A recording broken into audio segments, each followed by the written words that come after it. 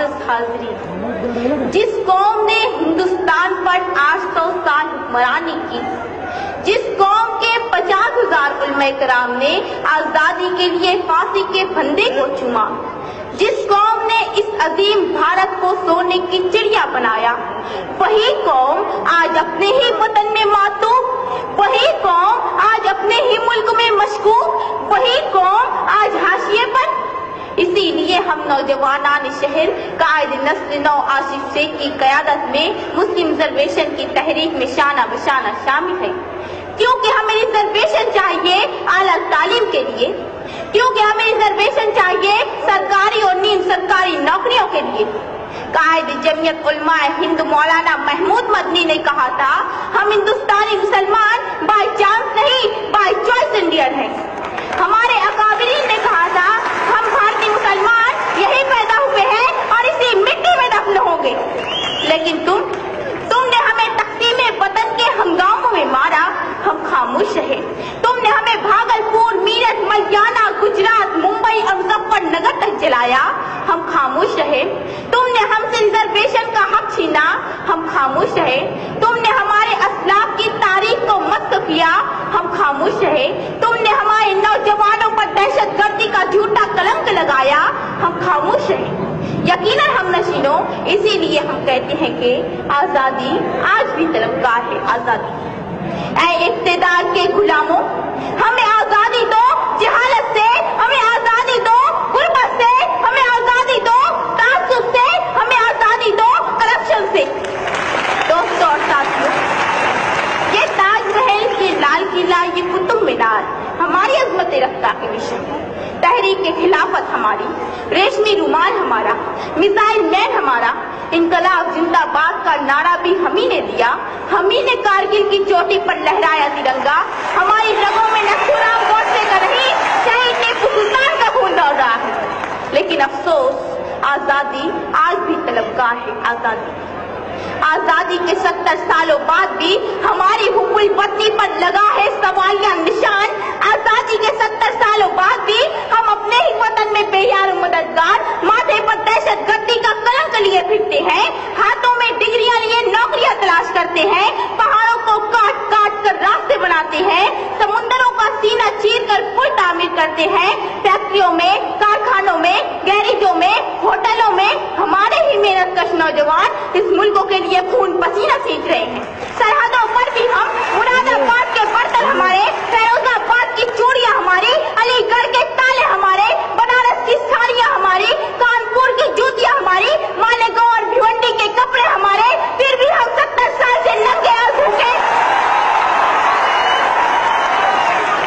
कहाँ है आजादी? अजीजों बताओ, कहाँ है आजादी? हक अपना मुझे छोड़ के जाना भी नहीं है, हक अपना मुझे छोड़ के जाना भी नहीं है, दुनिया के खुदाओं को मनाना भी नहीं है। चलना है मगर मुझको बुजुर्गों की डगर पे, चलना है मगर मुझको बुजुर्गों की डगर पे, हालांकि शराफत का जमाना ही नहीं है। मैं नहीं, सच्चर कमेटी रिपोर्ट कहती है, हिंदुस्तानी मुसलमान तालीमी, समाजी, सियासी सतह पर दलितों से भी पिछड़े हुए हैं। मैं नहीं, रंगनाथ रिपोर्ट कहती है, हिंदुस्तानी मुसलमानों को कौमी बैंक कर्जे नहीं देती।